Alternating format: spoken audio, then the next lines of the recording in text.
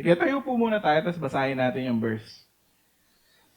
So, isa sa mga magandang practice, no, kung mapapansin nyo, si Pastor Rodel, the way kung paano siya nagpipreach is verse by verse. Pinapakita niya sa atin kung paano basahin yung Bible in general. Ang tawag po doon ay expository or exposition. Ine-expound kung ano yung sinasabi ng text sa atin at hindi tayo nagtatopical. Ibig sabihin ng topical, yung meron ka isang verse, tapos kukuha ka sa iba't ibang parte ng Bible. Pero, ang better use ng Bible is exposition. Yung ginagawa ni Pastor Rodel, kung mapapansin nyo, exposition siya kasi ina-unveil niya yung gustong sabihin ng text mismo. Hindi siya lumalabas. So, ganun din yung gagawin natin. Okay, let's start. 1, 2, 3, go!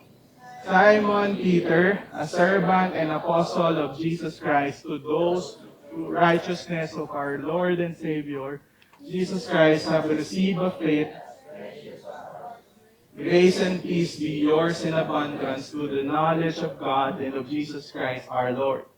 His divine power has given us everything we need for our knowledge of Him. He has given us His very great and precious promises, so that through them you may participate in the divine nature, having escaped the corruption in the world caused by evil desire. For this very reason, make every effort to add to your faith goodness, and to goodness, knowledge, and to knowledge, self-control, and to self-control, perseverance to perseverance, godliness to godliness, mutual affection to mutual affection, and love. Yeah. For if you possess these qualities in increasing measure, they will keep you from becoming ineffective in your knowledge of our Lord Jesus Christ. But whoever does not have them is nearsighted, blind, forgetting that they have been cleansed from their past sins. Therefore, make every effort to confirm your calling and election, for if you do these things, you will never stumble, you will never receive eternal Savior Jesus Christ. So I will always remind you of these things, even though you know them and firmly established in your faith.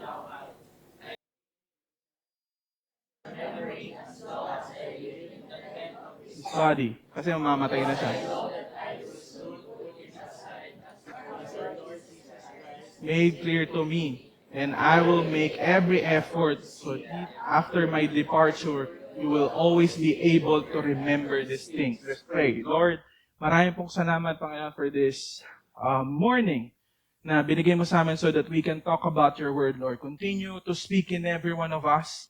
Continue, Lord, na ibalik mo yung aming mga focus pabalik sa iyo, Panginoon, because you are the reason why we do the things that we do, Panginoon. Continue to reshape, reform, Panginoon, ng aming mga puso't isipan so that we can see the glory of your Son, Panginoon. Wala kaming ibang titignan dito, Panginoon, kundi ikaw, yung ginawa mo para sa amin, Panginoon. And I pray, God, that as we go along in this sermon, Lord, I pray, God, that patuloy mo kaming i-encourage, patuloy mo kaming i-enable, Panginoon, maintindihan namin, Panginoon, ang gusto mong sabihin sa aming lahat. And ngayon pa lang, nagpapasalamat na ako, Panginoon, because, Lord, I know that you are working behind the scene, Panginoon, and you are in control. We bless you, we honor you. In Jesus' name, Amen. And sabi, tap naman natin yung katabi natin. Good morning! Good morning!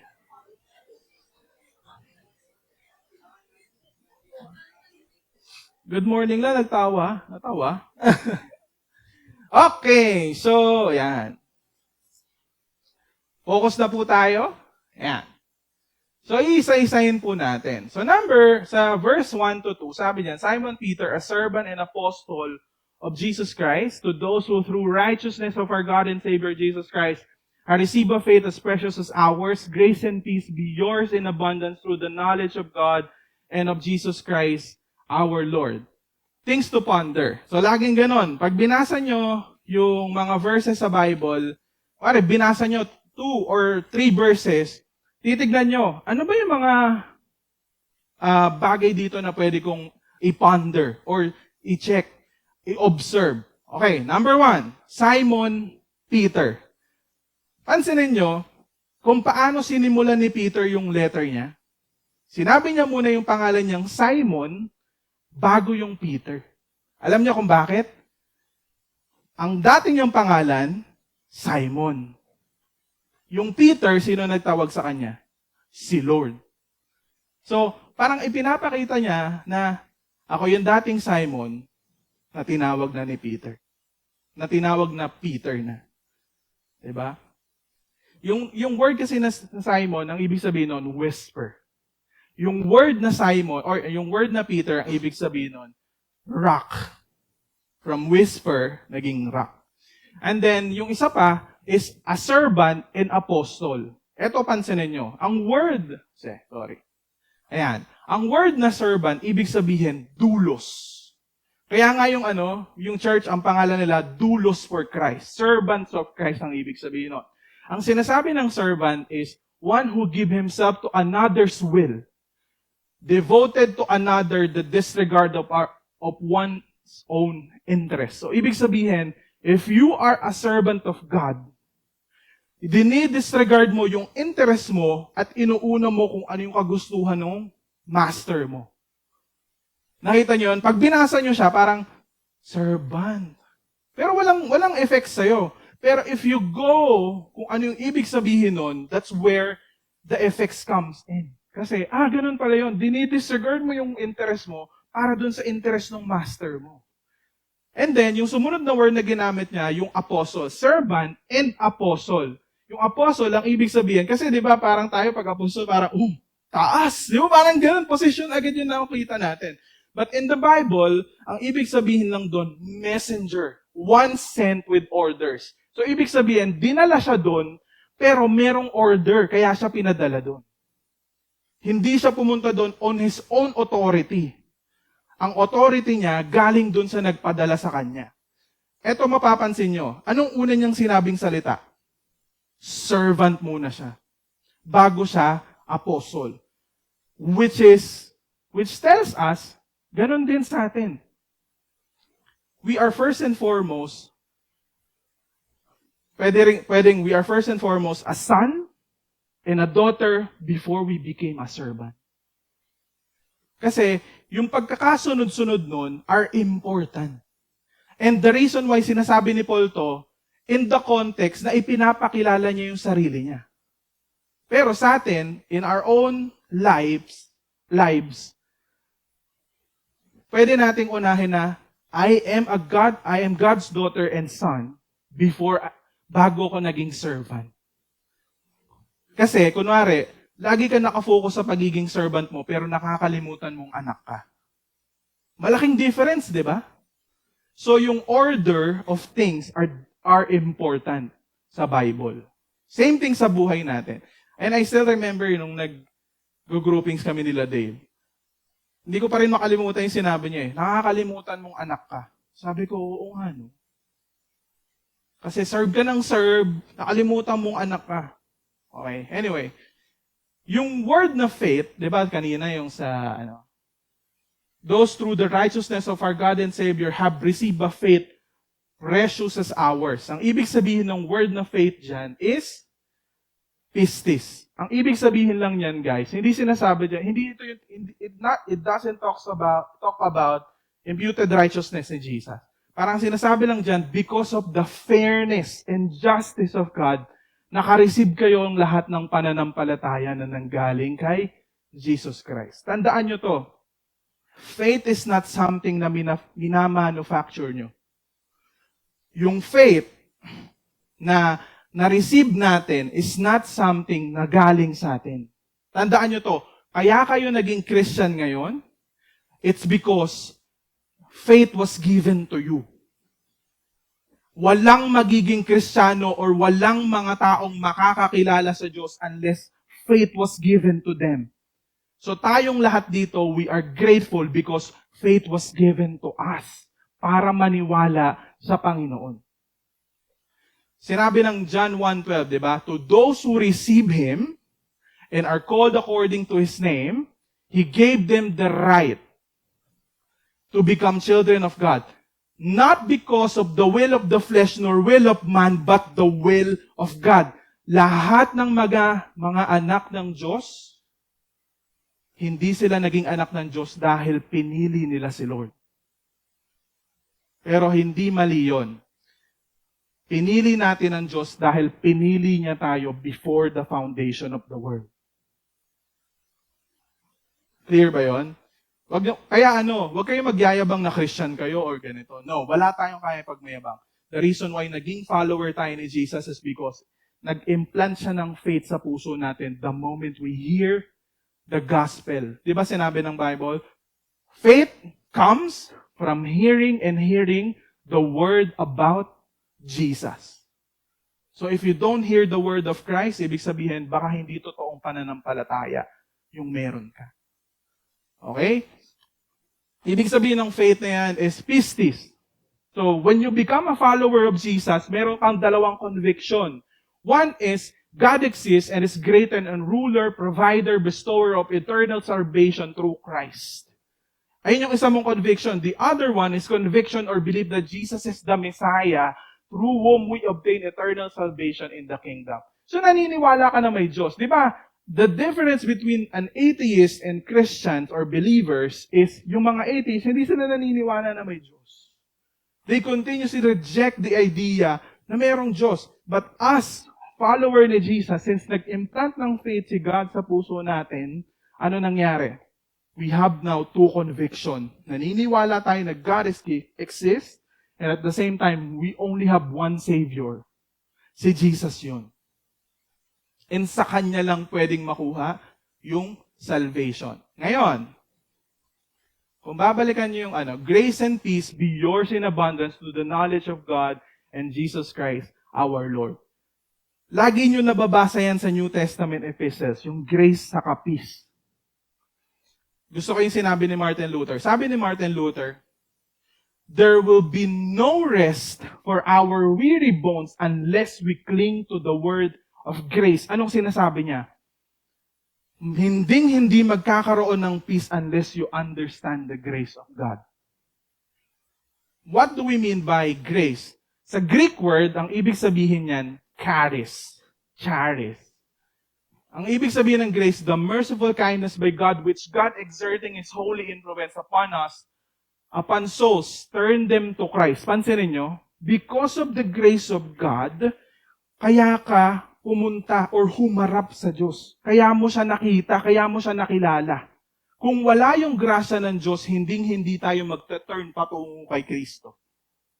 Kaya yung mga unbelievers, kahit anong pilit natin sa kanila, ayaw nilang tumanggap, di ba? Alam niyo kung bakit?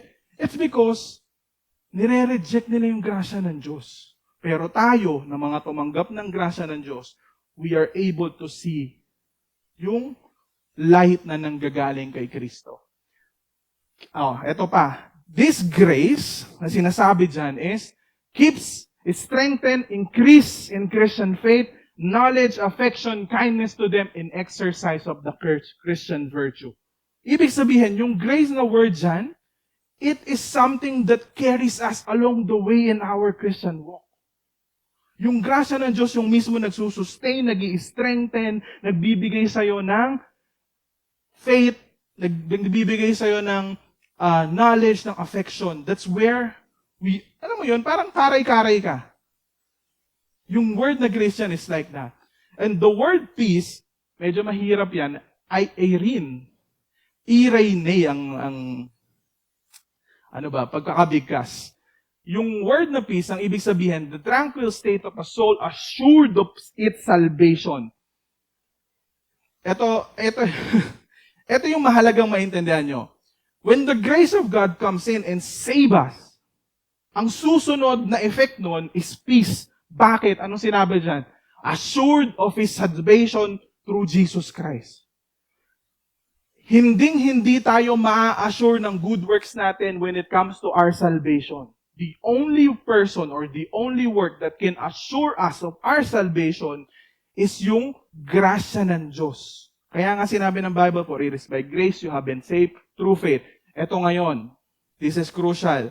If there is no peace in your life right now, It's because hindi mo naiintindihan yung grasya ng Diyos para sa'yo. Dahil if you receive the grace of God, palaging kasama niyan yung peace. Kaya laging sinasabi sa mga epistle, grace and peace to you. Okay? So, eto pa yung sumunod. Fearing nothing from God and content with its earthly lot. When the grace of God comes in, there is no fear anymore. Di ba sinabi ng Bible, perfect love casts out all fears. So ngayon, if you are a follower of Christ and you punong-puno ka ng takot, maliligtas ba ako? Or hindi. Ibig sabihin nun, you don't understand the grace of God. Kasi, if you understand the grace of God, una, you are assured of your salvation. The other one is, there is no fear underlying your heart.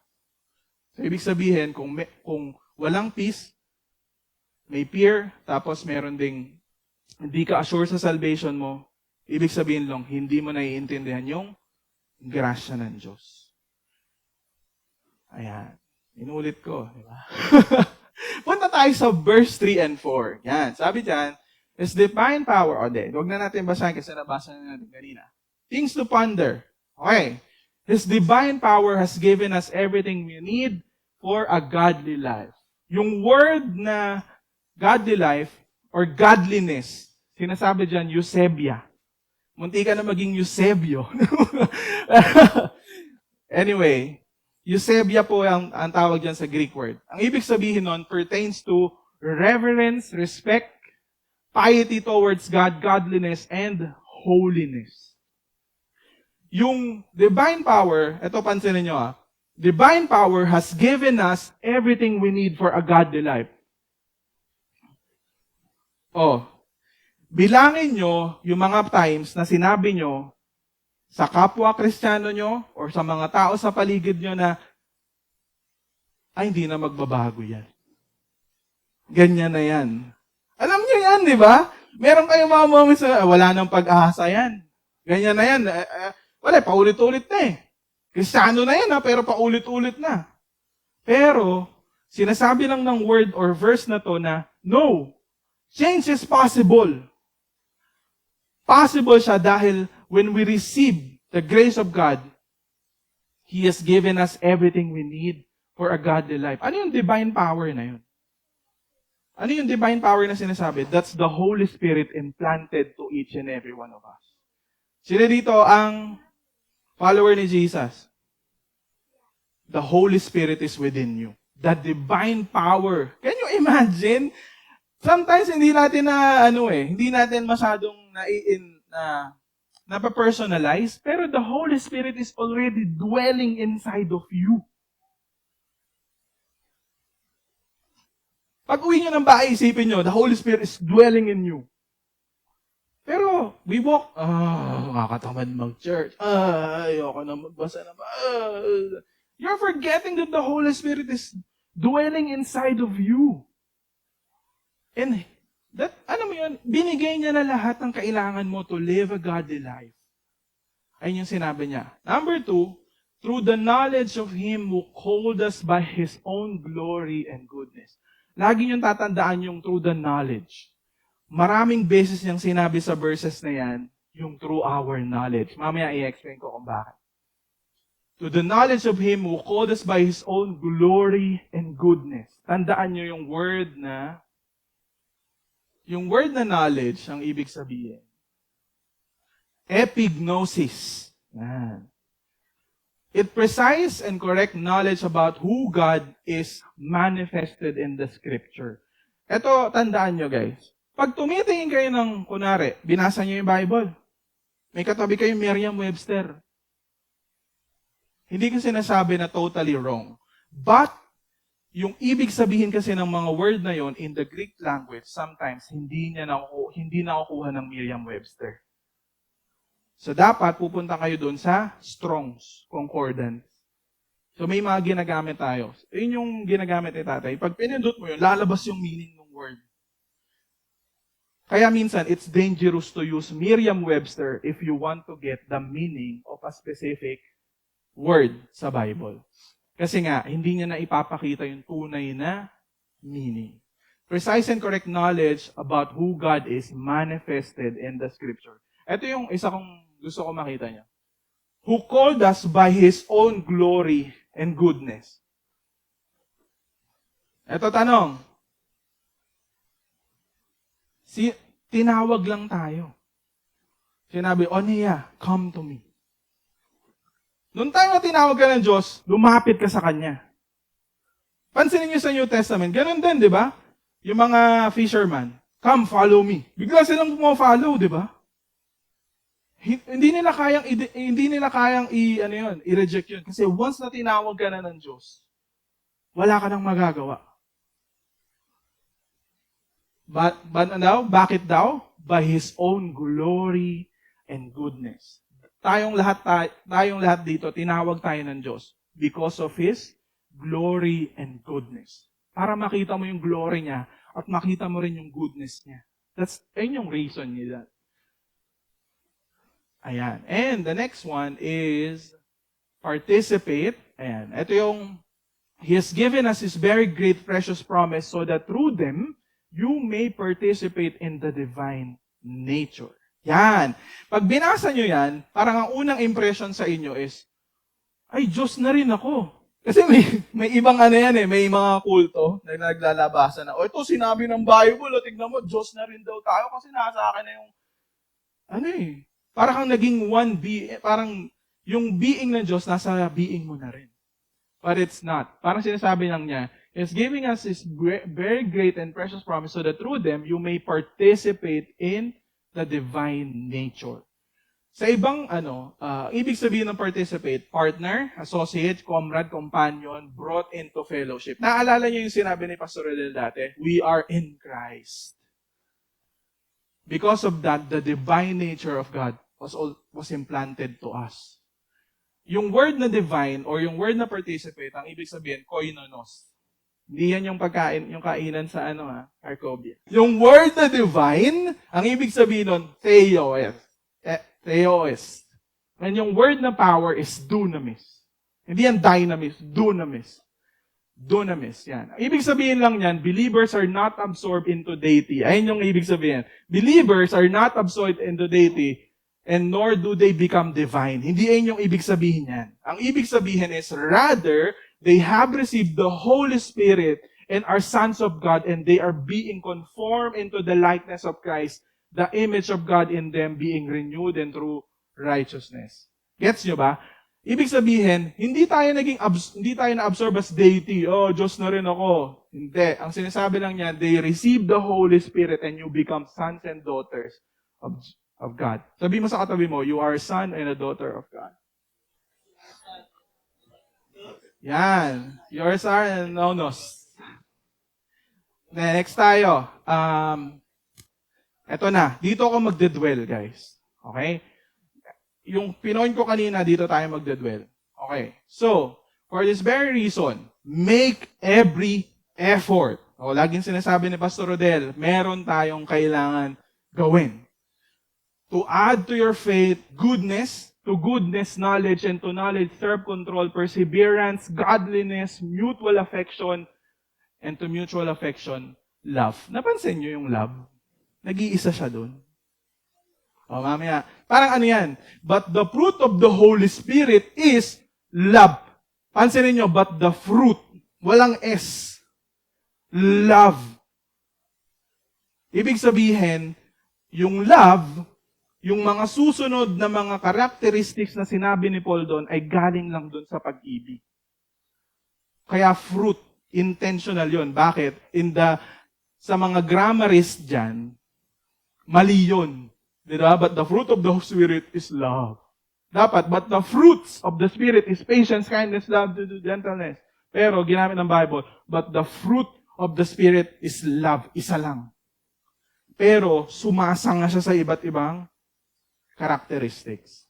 Same thing here. Mamaya ipapakita natin. Dito muna tayo.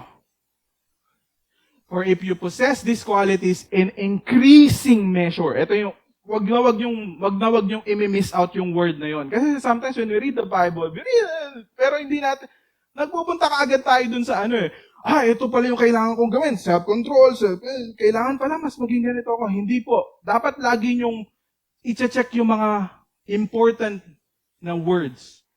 Yung word na sobrang important dyan is increasing measure. They will keep you from being ineffective and productive in your knowledge of our Lord Jesus Christ. Why do I say that? There are two ways to grow as a follower of Jesus. Number one, mechanical. Hindi yun biblical. Ang biblical is botanical. Okay, paano natin i-explain yan? Mechanical growth, sa mga engineer, yan yung mga bricks, tas yung mga hollow blocks. Paano na bibuild yung isang building? You can manipulate it. Mag-hire ka ng maraming gagawa para mas mapabilis yung proseso, pwede mo siyang gawin. Right? That's mechanical growth. Ibig sabihin, gumagamit ka ng mga technique. Kaya nga ito yung way ng mundo natin ngayon. Sorry for the corporate pips. Pero sa corporate natin, di ba? Parang lagi nagbibigay ng mga principles. Mga pwede mong steps na pwede mong gawin. But those are mechanical and those are techniques. I'm not saying na hindi sila nakakatulong sa atin, but those are just techniques para sa atin para mag-skip tayo dun sa mahirap na part, which is yung botanical growth. Those are mechanical things, yung mga trainings, yung mga ganyan. Pero, mechanical growth yun. Kasi nga, minamanipulate mo yung growth. Kaya mapapansin, pagkatapos ng training, it's the same person. Diba? They keep on failing. Ayun pa rin yung ginagawa nila paulit-ulit. Kasi nga, hindi natin pwedeng i-manipulate yung growth ng mga employee natin. Hindi natin pwedeng i-manipulate yung growth ng mga kabataan. Hindi natin pwedeng i-manipulate yung growth ng church members natin. Kasi nga, ang sinasabi ng Bible, increasing measure. Increasing. Hindi siya yung di ba sinabi pa sa Bible, walk in love. Lakad. Sinabi ba doon na jump? Or somersault? Or slide? Hindi. Sinabi, walk. Bakit? Yung walk, boring. Ay, ito na naman. Boring. Kaya tayo, nag-create tayo ng iba't ibang techniques, mga principles, pero hindi natin pwedeng iwasan yung botanical. Kasi nga, may mga portions talaga sa growth natin na boring, nakakabuisit, nakakatamad, ayoko na mag-church. Ayoko silang kausap. Diba? Pero, yung word na meron sa Bible is botanical. Walk, we are like trees planted in a streams of water. So, ibig sabihin, yung growth natin as follower of Jesus is, hindi mo siya pwedeng i-manipulate. Sa mga plantita, di ba? May mga moments na yung mga plants natin, nag-grow sila. At may mga moments na hindi mo nakikita, ano nangyayari dito? Na sometimes, makikita mo, parang mamamatay na to. Kahit anong lagay mong tubig, wala talaga. O, ito na lang. Sa may mga anak, like sa Ate Tin, kayo, pwede nyo bang painumin ng isang damukal na milk yan para lumaki agad? Yung 5 years old, kailangan magaling ka na, kailangan mataas ka na, kailangan 6-footer ka na bukas. Pipilitin natin yan. O, sige, bili ka ng maraming cherry pear. Yan. Pwede ba yun? Hindi. Kasi nga, that's how we grow as follower of Jesus. Hindi mo siya pwedeng i-manipulate. Kailangan mong daanan yung mga nakakabwisit, yung paulit-ulit, yung mga boring, yung mga ayaw mong daanan. At itong sasabihin ko sa inyo, hindi mo pwedeng skip. Hindi nyo pwedeng skip yun. Kailangan maranasan nilang madapa, masugatan, masaktan, madisappoint. Kasi, if hindi nila naranasan yun, magiging shallow lang yung mga kabataan natin. Sila yung mga natin kayo, sakit, asa na yung emergency. 911 agad, di ba? Nagkasugat lang. Ano ba? And ayun ang ginagawa ng culture sa atin. Kasi nga, they keep on giving us techniques, principles to do para mas ma-manipulate mo. Hindi mo ma-manipulate. Bakit? Pagtanda nila, tsaka lang nila madadaanan yon at mas mahirap na yung magiging journey nila. Kasi nga, ang weird na eh. Ang tanda mo na, ngayon ka lang nakasakay ng jeep. Hindi ka marunong mag-commute. Things to ponder. Yan. Word na, make every effort. Yan. To add to your faith. Ano daw yon? Goodness, knowledge, self-control, perseverance, godliness, mutual affection, love. O isa-isayin natin. Make every effort to add to your faith which is connected to our theme verse. Make every effort. Hindi ito yung word na let go and let God. I-let go lang natin, mangyayari yan. Hindi po yung ganun. Kasi, kunwari tayo, gusto mo mag-grow as follower ni Jesus Christ. Magbabasa ng Bible, wala ka. Wala kang time para sa Kanya. Sa ministry, lagi kang wala. Ito lagi kong sinasabi sa mga kabataan. Regardless kung gaano ka busy sa studies mo, sa lahat ng ginagawa mo sa buhay mo, wag mong kakalimutan umattend. Kasi tandaan nyo, nag-aaral pa lang kayo. Paano kung nagtatrabaho na kayo katulad namin? Do you think you can still go to church? Sa tingin mo, magiging priority mo yung church? Hindi. At magiging habit mo na hindi na umattend. Kaya tandaan nyo to, hanggat bata pa kayo, kung kailan ang pinakamagandang time to start your walk with God, ngayon. Hindi bukas, hindi next week, hindi susunod na araw. Ngayon. And you need to make an effort regardless of what you feel. Ang sinasabi ng Bible, make every effort regardless of what you feel. Even if you don't feel like it, ayaw mong umattend, ayaw mong magbasa, nakakatamad lahat gawin yung mga bagay na yan. Wala akong pakialam, pero ang sinasabi ng Bible, you make every effort regardless kahit kailangan mong dalhin yung sarili mo. You make every effort na hindi ka mawala dun sa loop. Kasi pag nawala ka dun sa loop, ang tendency mo, lumayo sa Panginoon. Kaya wag yung babaliin yung habit. Kung nagbasa ka ng isang verse ngayon, bukas isa ulit. Kung pagod ka na, pilitin mo yung sarili mo. Hindi pwedeng hindi mo pilitin. Kasi nga, sinabi ng Bible, make every effort. Hindi ko sinasabi sa inyo na bukas magbasa kayo ng 5 chapter agad. Hindi. Ang sinasabi ko, bukas magbasa ka isang verse. Hanggang sa maging habit mo na. Habang tumatagal, nag-i-increase. Mag-pray ka, 1 minute. Bukas, 1 minute. Hanggang sa 2 minutes, hanggang sa 3 minutes, paunti-unti. Hindi nyo kailangan madaliin. Hindi mo pwedeng gawin. Ano sinasabi ko kanina? Hindi mo pwedeng i-manipulate.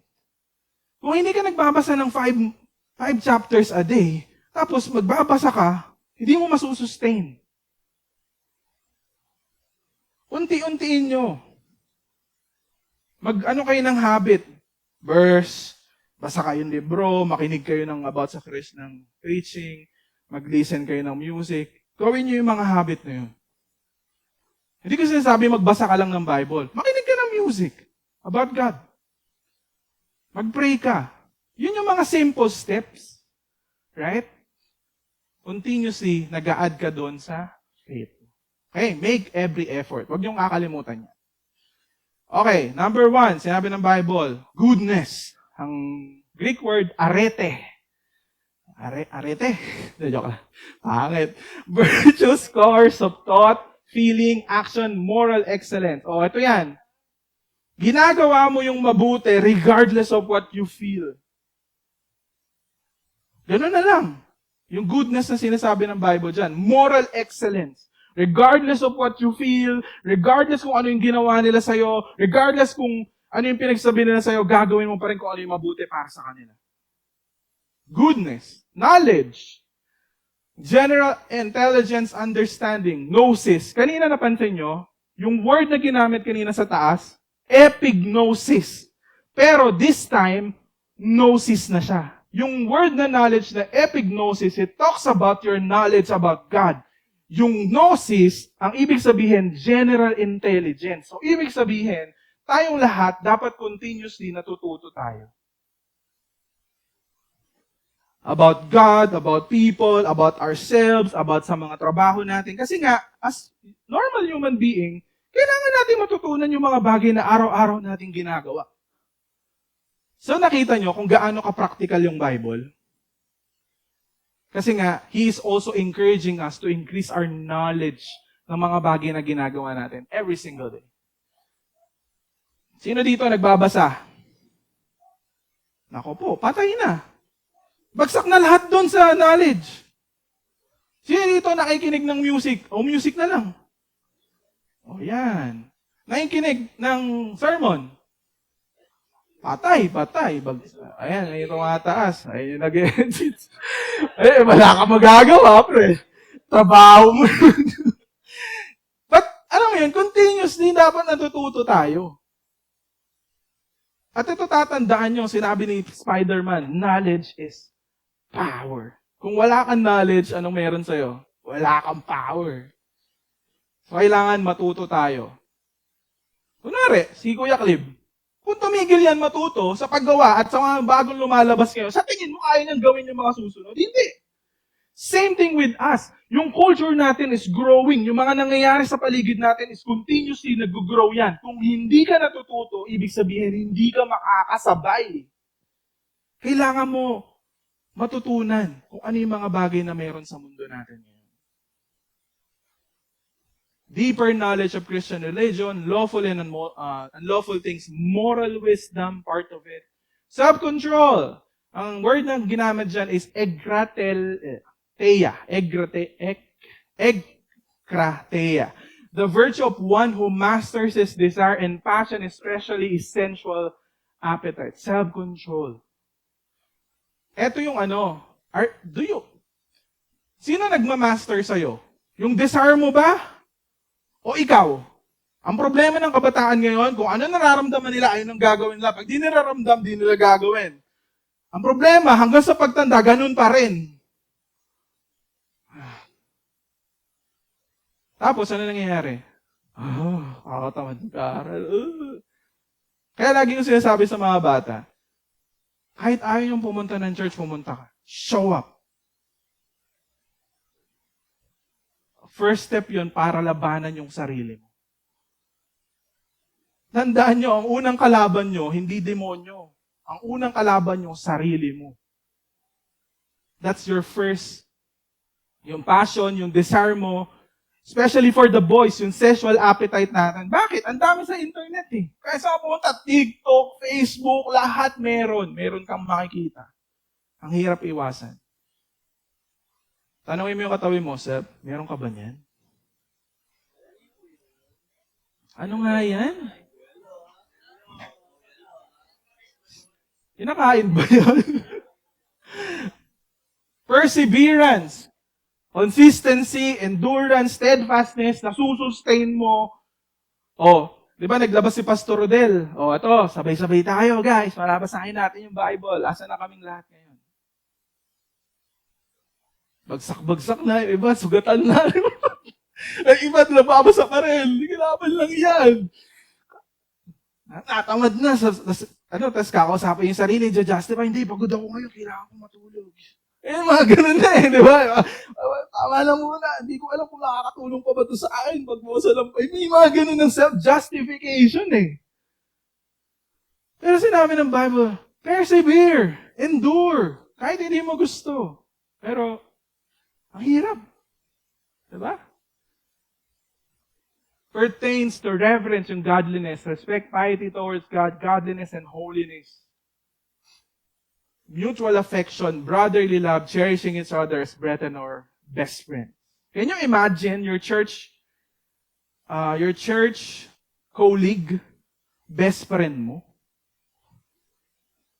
It will be a different gathering for every one of us. Alam nyo, the reason why we constantly go for groupings, yung mga bata, gusto namin silang magkaroon ng groupings nila kasi nga, we want to build that relationship. Kaya din namin gusto i-push yung groupings natin after the sermon. Kasi nga, we want to build that relationship. Hindi yung, Sunday na naman, hi. Hi, Ate Divine. Pero hindi ko pa siya nakakausap. Divine, ano ba nangyari sa'yo the whole week? Kamusta ka naman? Naya, ano na nangyari sa'yo? Di ba, hindi ko sila nakausap, hindi ko nakamusta. Ano na ba nangyari sa buhay ko? Pero, as much as possible, I make an effort. Paano? Yung mga youth, yung lahat ng leaders ng youth, I always chat them. Sabihin ko sa kanila, kamusta yung week mo? How is it going? Pero hindi ko siya kayang gawin for the whole church. Pero as much as possible, I always connect to them. Ano nangyari? How's your week? Kahit di sila mag-reply, okay lang. At least nag-chat ako. Tignan mo, gumanon si kasi hindi siya nag-reply sa akin. Joke lang. So, nakita niyo yun? Parang kailangan nating i-build dyan. Anong word na ginamit dyan ng mutual affection is Philadelphia. Wow. Cheesecake po ba yan? Joke. Philly cheesesteak. Ngayon, all those qualities, yung word na dulo, yung huling-huling word, agape, it refers to a pure, willful, sacrificial love that intentionally desires another highest good. You can sum it up in this one word. Lahat ng binanggit nating characteristic can be summed up sa isang word na to. Ngayon, ang tanong ko sa inyo, kailan nyo mas inuna yung interest ng ibang tao, especially yung mga tao na hindi nyo naman kilala more than your own interest? Wala na, bagsak tayong lahat. Kasi lagi nating inuuna yung comfort mo, lagi nating inuuna kung ano yung makaka-beneficyo sa'yo, pero pag wala ng benefit sa'yo, hindi mo gagawin yun. Pero sinasabi ng Bible, this is how you love. Inuuna mo kung ano yung interest ng iba, kaysa sa interest mo. O to tanong, pasado ba tayo o bagsak? Bagsak. Lagapak. Dapat yung mukha sa sa sahig. Ito ngayon ang sasabihin ko sa inyo. Ayan. Therefore, my brothers, make every effort to confirm your calling and election. Confirm. Sinasabi ni Paul, ito ngayon, test ulit. Katulad ng ginagawa ni Pastor Rodel. Paano mo ngayon i-confirm sa akin that you are really an elected? That you are really part of God's kingdom? Sabi niya, if you are not growing in those qualities,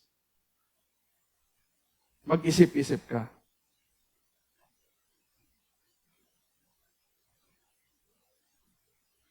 Tinakot lang no? Ayan ang tanong, lumalago ka ba sa mga qualities na ito sa mga area ng buhay mo? Paano mo malalaman yan? Huwag mo nga yung stranger. Yung hindi ka naman nakakasama sa bahay, wala namang connection sa'yo. Siyempre, pag tinanong mo yan, oo lang yan. Pero pagka yung kaklose mo yan, asawa mo, kapatid mo, kaibigan mo, sila tanungin mo, eto ba, itong listahan ko na to, nag-grow ba ako dyan? Last year ba, hindi ako masyadong na-anxiety, pareho pa rin ba yung attitude ko in terms of kapag sinagtan ako ng tao, ganun pa rin ba ako mag-respond sa mga pagsubok sa buhay ko? Nagse-self-pity ba ako kapag may mga bagay na nangyayari? Ayoko na po, deserve ko to. Ganun ba? Ganun. 10 taong ka na nasa church, ganun pa rin. Ayoko na. Sakit talaga daw sinabi niya. 10 taon, ganun pa rin yung response mo? Baka magtaka-taka ka na. Tanungin natin, yung mga kaklose natin. Am I growing in goodness? Am I growing in self-control? Am I growing in these areas of my life? Ganun pa rin ba ako ina-anxiety kapag may mga nangyayari sa buhay? Ganun pa rin ba ako ka-TH? Di, alam ko na mangyayari dyan. Di ko na itutuloy. 10 taon na, ganun pa rin. Mag-isip-isip naman po tayo, no? Ask natin yung mga taong kaklose natin. Pero, disclaimer, lahat ng katangiang ito ay kayang gawin at visible rin sa mga taong walang relasyon sa Diyos. This is the danger. This is the danger. Okay, paano ko sasabihin? Ito yung sinasabi kong danger sa inyo. Pwede mong gawin to. Ayan, deny yourself, take up your cross, and follow Jesus in these 3 main motivation. Ano yon? Fear, pride, and the desire for power. Sige, punta tayo dito. Deny yourself. Why are you denying yourself? Is it because natatakot ka sa Diyos kasi baka ipanish ka niya? Or, you are denying yourself para maipakita mo sa ibang tao na, sila mga hindi sila nagde-deny. Ako lang. Ano nangyayari afterwards? Desire for power. You became famous. Grabe talaga si Raymart, iba yung faith niya. Tandaan nyo, pwede kayong mag-grow. Pero, ito yung motivation nyo. At hindi ka talaga follower ni Jesus in the first place. Goodness! Bakit tayo nagiging mabuti sa iba? Is it because natatakot ako? Baka kasi ano sabihin nila? Di ba ganun eh? Knowledge. Knowledgeable ako. Kasi ayoko pag tinatanong ako, hindi ko alam yung sagot. Nakita niyo yung reasons natin? Sobrang shallow. Self-control. Dito tayo mag-dwell saglit. Self-control. Sa labas. Hindi ko sila papatulan. Hindi ko ibababa yung level ko sa kanila. Mga hampas. Wow! Self-control! Gusto kong tumambling. Self-control yun. Ha? Pasampalin kita. Hindi ko pipigil. Pipigilan ko yung sarili. Pigilan mo. Huwag mong gagawin. Ganun natin binibuild, guys. Ito yung napakasalo. Hindi biblical. I will be honest with you. Hindi biblical ang way natin kung paano natin dinidil yung mga bagay sa buhay natin. Self-control. Paano? Ito na naman sila. Pigilan mo lang. Hinga ka lang. Baba mo konti.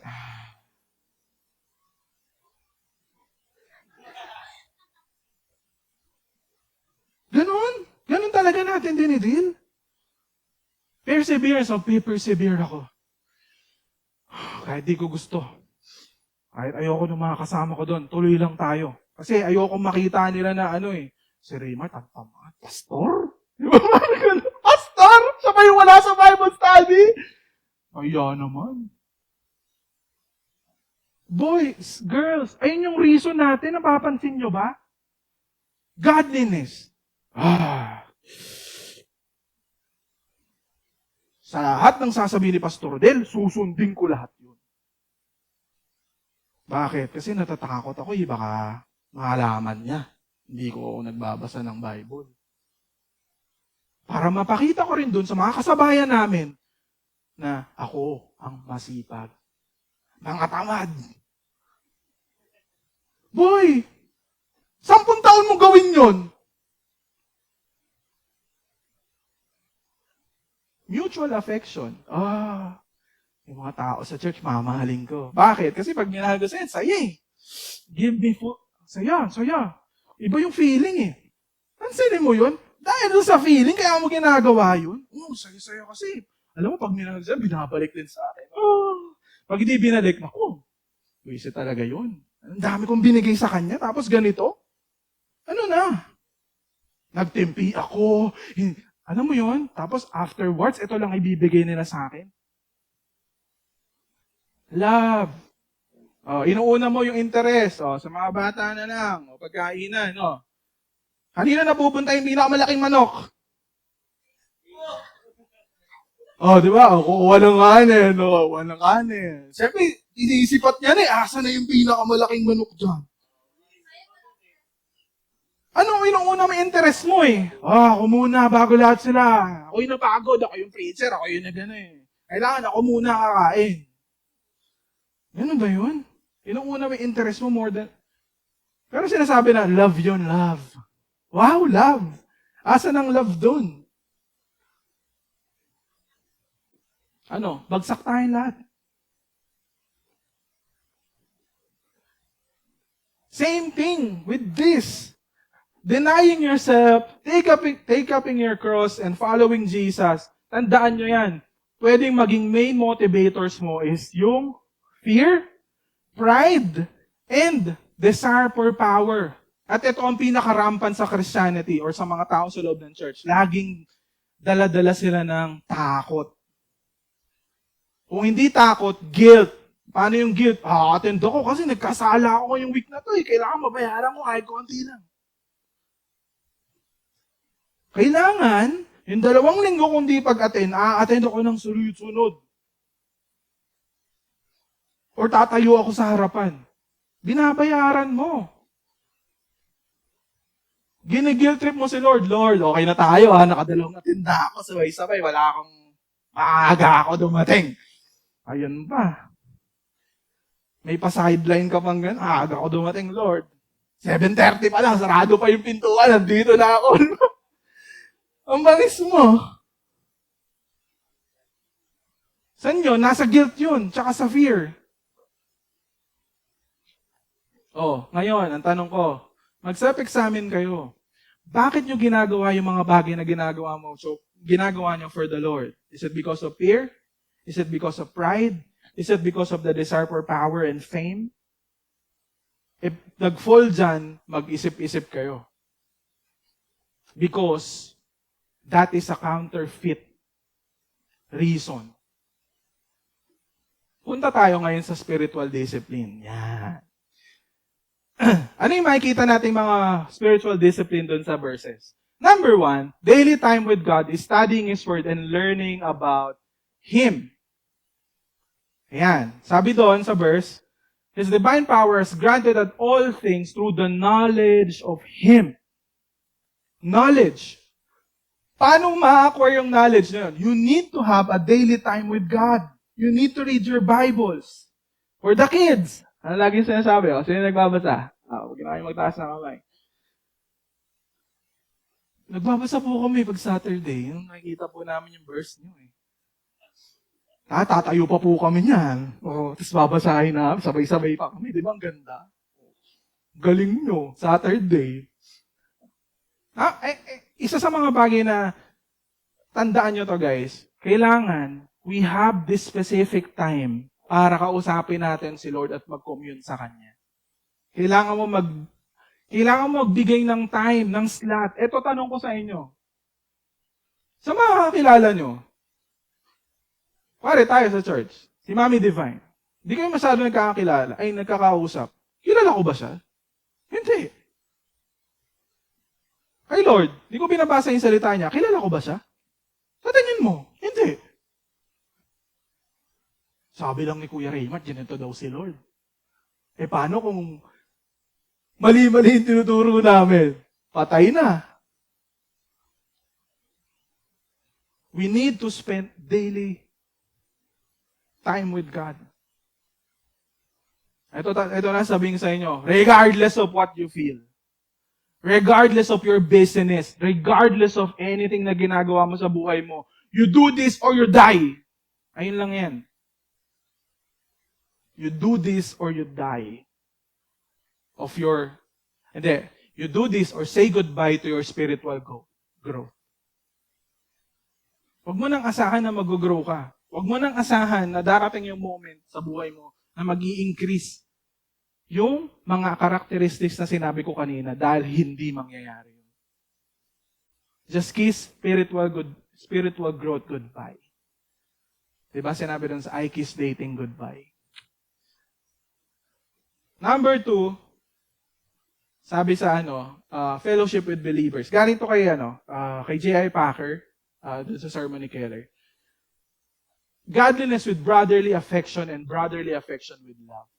Oh, ito yung sinabi ko sa mga, kasi nag-launch kami ng groupings ngayon sa mga kabataan. Kasi china-challenge namin yung mga leaders na, kung wala kayong gagawin, mamamatay tayo sabay-sabay. Kung hindi natin gagawin to, mamamatay tayo ng sabay-sabay. Kung hindi natin gagawin to, mas mabuti na wag na tayong mag-ministry. I will be harsh as that. Pinulpito ko pa eh. Anyway, sinabi ng Bible, but exhort one another every day. Hindi sinabi na every week. Tayo, paano natin ginagawa? Every week. Saan pa? Preaching. Pero on our day-to-day life, have we tried to encourage another person in the church telling them, kamusta ka? Tara, basa tayong Bible. Anong password? Napindot ko yung power button. Ano sinabi dyan? Every day as long as is it called today. Sabi niya, that none of you may be hardened by the deceitfulness of sin. Tandaan nyo to. Yung kasalanan is still dwelling inside of us kahit nanampalataya ka na kay Jesus.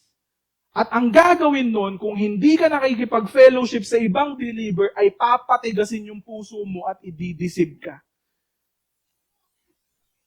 Kaya nga pag di ba? Kuwari, hindi ka umattend. Katamad. Hindi ka, tulog ka. Next week, ganun ulit. Hanggang sa tuloy-tuloy mo na. Hanggang sa tumigas na yung puso mo. Same thing. Kapag hindi ka nag-fellowship with other believers, unti-unti tumitigas yung puso mo. Ano mo kung ano yung sinasabi mo sa sarili mo? Hindi ko sila kailangan. Wow! Hindi ikaw na. Alam mo, isa sa pinagpapasalamat ko sa Diyos, kahit nabibwisit ako, si Lauren. Hindi, legit. Siya yung tao na laging mag-go against sa akin. Para ipakita sa akin ng Diyos na possible ka magkamali. Hindi lahat ng decision mo tama. Kailangan mo ng ibang tao na magpapakita sa iyo na mali ka. Na hindi tama yung ginawa mo. Meron ba kayong taong ganun sa buhay niyo? Hindi, si Marisa, kahit saan eh. Kahit sino sinasabihan eh. Ikaw, ang sama ng ugali mo. Joke lang. May mga ganun kayo sa'yo, di ba? Ikaw sama. Uy, tigilan mo yan, sama ng ugali mo. Grabe, narinig ng buong sambayan ng Pilipinas. Pero iba yung sinasabi ko na, yung talagang ka-close mo. Yung magsasabi sa'yo na, uy, mali yung ginagawa mo. Bakit? Kasi kung wala kang ganun, ang tendency lang natin is magpatigas ng puso natin. Yung asawa ko, ayaw umatin ng church. Pagod ako kahapon. Sabihin niya sa akin, naalala mo ba namatay si Jesus pa? Ako, namatay nga pala. Hindi ko. Lord, sorry, mahal na mahal mo pala ako. Ba't kita ginagawa? Parang di ka number one. Pinapaalala sa akin yung gospel. Perseverance in times of trial and suffering. Oh, eto, guys. Sabi niya, and with knowledge, self-control, and self-control with steadfastness. Yung steadfastness, the word is perseverance. And with godliness. Oh, nabasa niyo yung Job. Hindi ko pa natapos. Pero, 17 pa lang ito. 21. Hindi, halatang hindi sabay eh. So, si Job, bago pa nangyari yung suffering sa kanya, nagpe-pray siya, di ba? Nag-offering. Tapos, came in suffering na wala lahat ng ari-arian niya, mga anak niya nawala, as in, wala lahat totally sa kanya. Nagkasakit pa. Tapos, alam nyo ba, sa ending pala ng Job, sinabi sa kanya ni Lord, you are faithful, Job. What? Kinurse niya, yung pagkabuhay niya, kung ano-ano sinabi niya kay Lord. Tapos, pagdating ng ending ng Job, sinabi ni Lord sa kanya, you are faithful, Job. Tapos parang napaisip si Job, may na-miss ba ako? May na-miss ba ako? Alam niyo kung bakit? Ito. Sabi ni Derek Kidner, yung yung isa sa mga commentator ng Old Testament. Sabi niya, even though yung mga prayers ni Job are harsh, parang hindi dapat nasa Bible yon, it's a prayer. Lahat ng bagay na sinabi ni Job, direkta kay Lord. Anong sinasabi nun?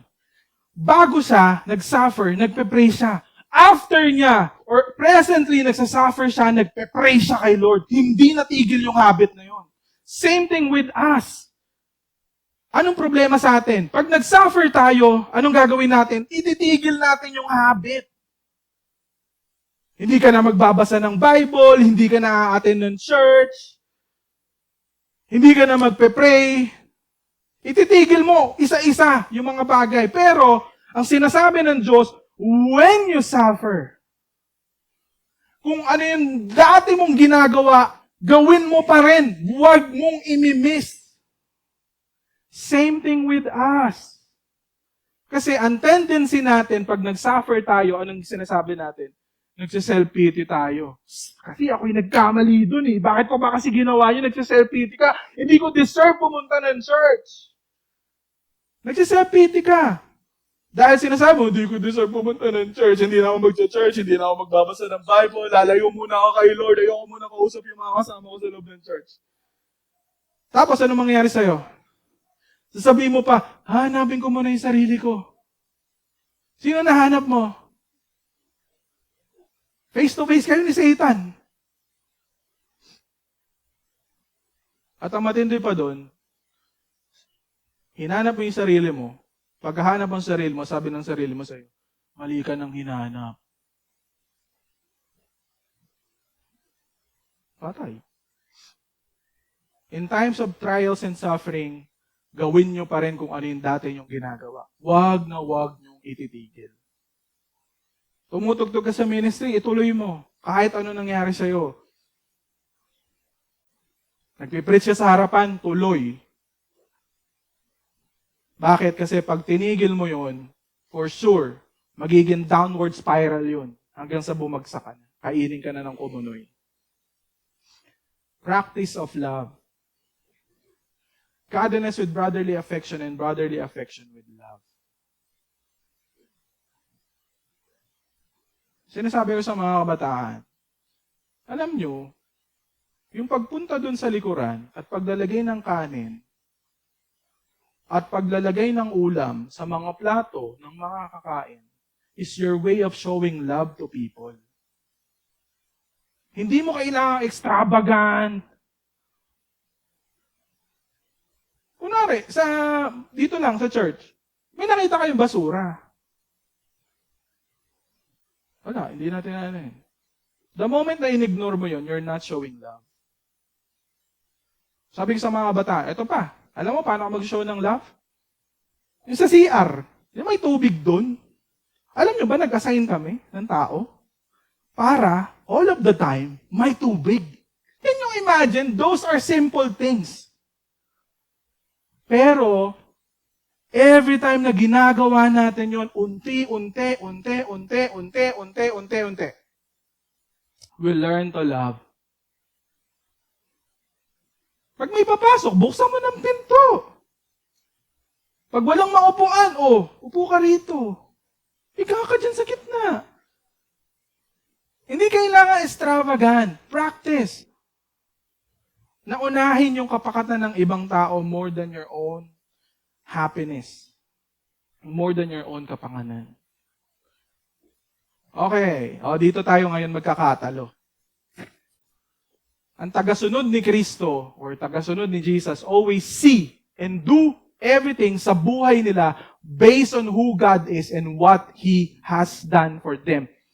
Tandaan nyo to, yung sinasabi ni Pastor Rodel na intelligent faith, ganito ko sa imimin, ay ganito ko sa ide-define. When I say intelligent faith, lahat ng mga characteristics natin na binibuild as follower ni Jesus ay nakabase sa knowledge natin kung sino siya at kung ano yung ginawa niya para sa atin. Deny yourself. Paano mo itatranslate yan in your knowledge of God at kung ano yung ginawa niya para sa'yo? Take up your cross. Paano mo itatranslate yan sa day-to-day buhay mo sa base sa ginawa niya at kung sino siya? Follow Jesus. Paano mo itatranslate yan based sa kung sino siya at kung ano yung ginawa niya para sa'yo? Ganon lagi ang way of thinking. Paano natin gagawin? Sige. Paano ko nasabi? Ito, tandaan nyo. Sabi niya, kung hindi nag-i-increase yung mga qualities ng goodness, self-control, perseverance sa mga buhay natin as follower ni Jesus, we are forgetting this. Sabi niya, but whoever does not have them, yung mga qualities, they are nearsighted and blind, forgetting that they have been cleansed from their past sins. Sinabi ba ng Bible na kulang sila sa disiplina, kulang sila sa effort, kulang sila sa ganito, kulang sila sa ganyan? Sinabi ng Bible, hindi yun. Ang sinabi ng Bible, they are forgetting that they have been cleansed from their past sins. In other words, they are forgetting the gospel of Jesus Christ. Kaya kanina sinabi ko, pwede mong sundin lahat yan. Nang wala si Jesus. Ang tawag dyan is Christless Christianity. Sumusunod ka, and we are like same with other cults na hindi naniniwala kay Jesus. We can be that same religion. Remember the gospel of Jesus. Basahin nyo. Kung hindi kayo naniniwala sa akin, basahin nyo on your own. Ano? Sige, let's do it. Exercise. Grace. Minus. Fear. Pride. Power. Goodness. Okay. Ayun, tanong. How do I practice goodness? In light of my knowledge of who God is and what He has done for me. Paano? I will be of moral excellence to other people dahil I have experienced the goodness of God in my life kahit hindi ko deserve. That's how you reason to yourself. Hindi yung, pipilitin ko maging mabuti dito sa mga tao na to. Hindi. Ito lang yung dyan. Kung hindi mo na-experience ang goodness ng Diyos sa buhay mo, hindi mo na-experience yung ginawa niya doon sa cross, na ipinakita niya ultimately yung goodness niya sa'yo by dying on the cross for you, maybe you don't understand Christianity yet. You need to see the goodness of God. Oh, ano yon? Saan ang galing? Knowledge kung sino siya. O sige, goodness ha. We have a good God. Pero, anong problema doon? Hindi tayo good. We are bad. Evil, sabi ng Bible. Ngayon, tinranslate natin kung sino siya. Good siya. Hindi tayo good. O, ano yung sinabi kong isa? What He has done. Hindi tayo good siya, hindi tayo good, kailangan ng kabayaran. So that we can experience His goodness. Anong mangyayari? Paano natin? Ano yung ginawa niya? Namatay siya para sa atin. Gets nyo? That's how we practice our religion. That's how we practice Christianity. Goodness, based sa knowledge mo kung sino yung Diyos. Goodness, kung based sa knowledge mo kung ano yung ginawa niya para ma-experience mo yung goodness niya in the first place. Self-control. Oh, paano natin malalaman yan? Anong knowledge natin kay God about self-control? Genesis, nagkasala tayo, pwede nang i-wipe out lahat ng sanlibutan. At hindi na mag-prolong or hindi na mag-continue sa atin. Pero ang ginawa niya, anong ginawa niya? Ano sabi ng Bible? At the right time.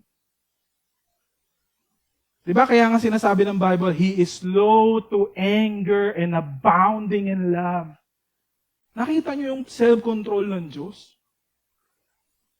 Na hindi niya agad, at eto pa, paano natin itatranslate? Yun yung knowledge natin.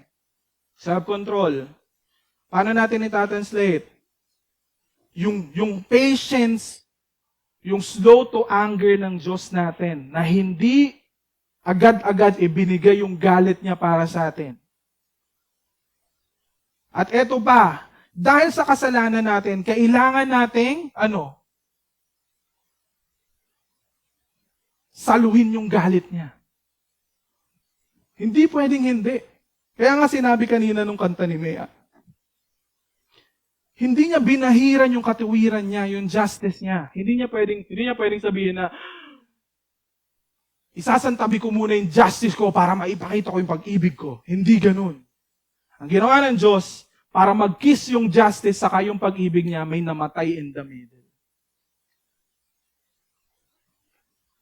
Knowledge of Him, He is slow to anger, hindi niya basta-basta binuhos yung galit niya. Karapat dapat tayo mabuhusan ng galit niya, pero anong ginawa niya? At the right time, sabi ng Bible. Galatians. Naalala ko yung verse niyo kasi may tanong kami dati kay Tatay Ed. Lagi niyang sinabi na at the right time. Galatians, hindi ko na matandaan yung saktong verse. Pero ang sinabi doon is, at the right time, dumating si Jesus. Anong ginawa ni Jesus? Yung galit na para sa kasalanan natin at para sa atin, siya yung sumalo. Nakita niyo yun? Knowledge of God, knowledge of your current situation, and then yung knowledge mo nung ginawa niya. That's how you analyze. That's how you live your Christian life. Hindi yung self-control. Igilan mo lang, hinga-hinga. Kasi pagka lumabang ka dyan, magkakagulo lang. Hindi. Huwag kayong punta doon. Punta kayo doon sa knowledge of God, tsaka yung knowledge of anong ginawa niya. Kasi that's how Christianity works. Kasi yung pipigilan ko para hindi na lang magkagulo. Makukuha mo yan outside the church. Hindi mo kailangan magsimba. Pwedeng ituro yan ng kahit sino dyan sa labas. Pero yung sinasabi ng Bible is a different way to live. Perseverance. Paano to? Knowledge of God. Ano sinabi ng Bible? Sabi ni Jesus, nung mamamatay na siya, Lord, take this cup away from me. Kasi nakikita niya na yung magiging suffering . Pero sabi niya, but not my will, but yours be done. Nag-persevere siya. Para kanino yon? Sa'yo. Ngayon, knowledge of God, Jesus Christ, persevering para pagbayaran lahat ng kasalanan natin at mamatay on our place. Sinong recipient? Ikaw. Anong ginawa niya nung nasa cross na siya? Nung nandun na siya? Anong ginawa niya? Pwede niyang puksakin lahat . Pero gusto ko yung sinabi ni Charles Spurgeon. Sabi niya, He stayed. He stayed. Hindi siya umalis dun sa cross sabihin, ayoko na, tama na. Nakita niyo yun? Who God is, yung current situation mo, yung sarili mo, and then, ano yung ginawa niya para sa'yo? That's how you live your Christian life. Hindi pwedeng wala sa equation yun. Love. Hindi ko na nalalahatin. Love. Sa cross, pinakita ba ng Diyos doon kung paano niya inuna yung sarili niya? Hindi. Knowledge of God ulit. He is creator of all things. Hindi niya kailangan ng kahit ano. Even you, hindi ka niya kailangan para maging Diyos siya. Anong ginawa niya? Nagkatawang tao siya at namatay siya para sa'yo kahit hindi mo deserve yun, kahit hindi ka niya kailangan in the first place. Pero, nagkatawang tao siya, namatay siya para sa'yo para pagbayaran lahat ng kasalanan mo. Para ma-demonstrate sa'yo na hindi lang boka-boka tong pag-ibig ko. This is a love na handa akong ialay ang buhay ko para sa'yo, para maipakita ko sa'yo kung gaano kita kamahal. Tayo, paano ba tayo magmahal? Mamahalin kita hanggat mahal mo ako. Pag hindi mo na ako mahal, think twice. Pag nakakabwisit ka na, mag-isip-isip ka na. Can you imagine God telling us that? Raymart, okay tayo ngayon, ha? Pag di ka nagbasa bukas, magkalimutan na tayo. Di mo ako Diyos, eh. Lagi tayo hindi tayo driven by fear, pride, and power. We are driven by grace. Kasi patuloy nating pinapaalala sa sarili natin ng knowledge natin kung sino si Diyos, at kung sino si Lord, at kung ano yung ginawa niya para sa atin. I will not be angry to you because my God, winithhold niya, hindi niya binigay sa akin yung galit niya, but He poured it to His Son. Mamahalin kita the same way kung paano ako minahal ng Diyos. Hindi yung mamahalin kita kasi may benefits dito, okay tayo. Pero pagka, hindi na tayo masyadong okay, magpasensahan na lang. Itatrato kita kung paano mo ako trinato. Di ba? Lagi nyo nababasa sa social media. Pero tayo, ang way of thinking nating mga Kristiyano, ganito. Itatrato kita the same way kung paano ko trinato ng Diyos. Ano sabi ng Bible? God did not came to be served, but to serve and gave His life as a ransom for many. Wag na wag yung kakalimutan nyo. We are not first and foremost servant. We are first and foremost sons and daughters of God. Tayo yung recipient ng pag-ibig ng Diyos. Nakita nyo yun? As follower of Jesus Christ, yung motivation natin ang gagaling sa pusong nag-uumapaw sa pag-ibig niya. That's how you grow. Kaya sinabi ng Bible, don't ever forget kung ano yung ginawa ni Jesus para sa iyo. Kasi kapag kinalimutan mo yon, you will be one of the Pharisees.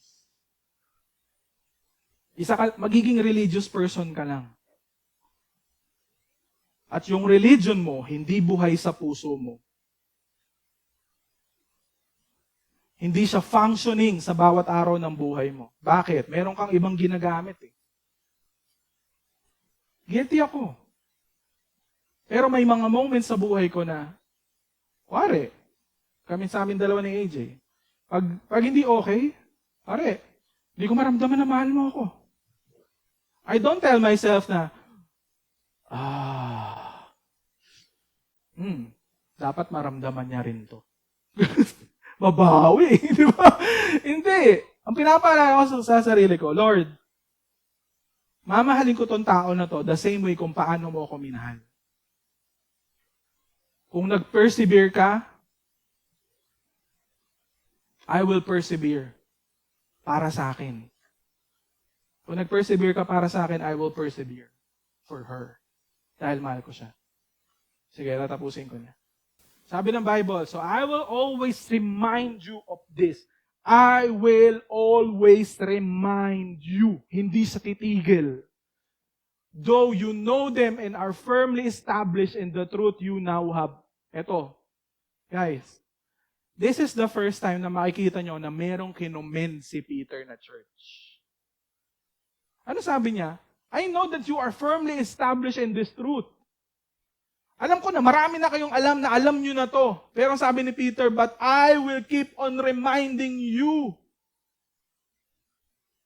Eto, tandaan nyo, if you think na magaling ka na, at hindi mo na kailangan marinig yon, you're wrong. Ibig sabihin lang nun, hindi mo talaga alam yun. Yung mga tao na matatalino, hindi nila alam na matalino sila. Yung mga tao na feeling nila, alam na nila lahat, those are the fools. Kasi, they keep on rejecting yung mga bagay na sa tingin nilang alam na nila. Huwag tayong darating sa punto na yun. Sinabi pa niya ulit, uulitin niya, I think it is right to refresh your memories. Sabi niya, as long as I live in the tent of His body. Bakit niya sinabi yan? Mamamatay na siya. Pero He keeps on refreshing the believers Na kaya kayo hindi nag-grow kasi you are forgetting what Christ has done. You are forgetting na pinatawad kayo sa kasalanan nyo. Because I know that I will put aside as the Lord Jesus Christ has made clear to me, and I will make, inulit na naman niya, I will make every effort to see that after my departure, you will always be able to remember these things. Wala akong pakialam kung nasa ang stage ka na ng Christian walk mo. Pero, if the things na ginagawa mo para sa Panginoon ay hindi galing sa knowledge mo kung sino siya at kung ano yung ginawa niya para sa'yo, you're doing it wrong. You're doing it wrong. And, kapag tinanong nyo, yung mga tao sa paligid nyo, am I growing in this thing? If you're not growing, ibig sabihin lang nun, you are forgetting about what Jesus has done for you. Ano yung huli? Preaching the gospel to yourself daily. Always remind yourself of the gospel.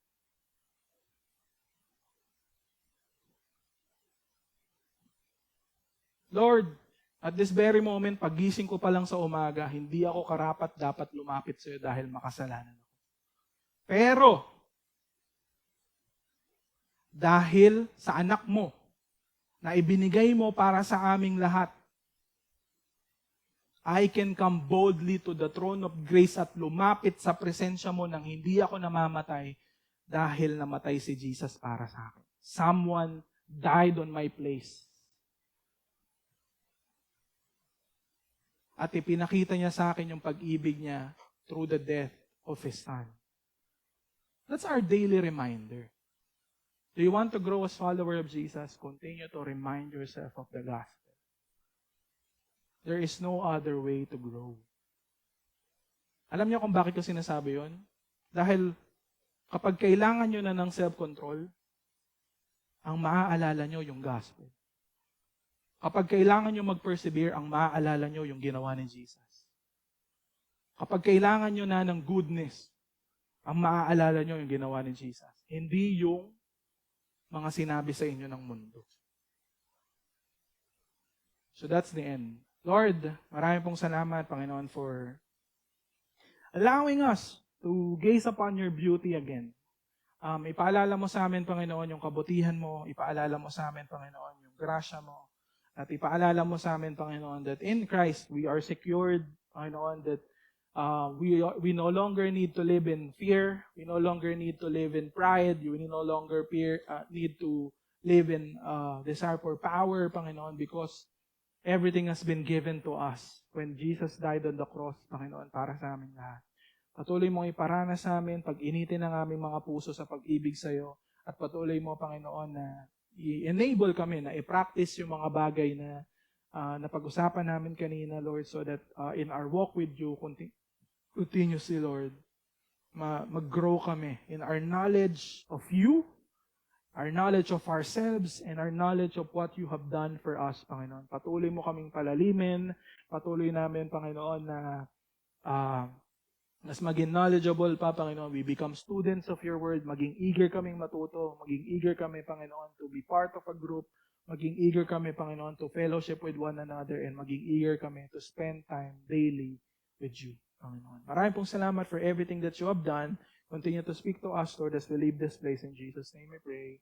Amen.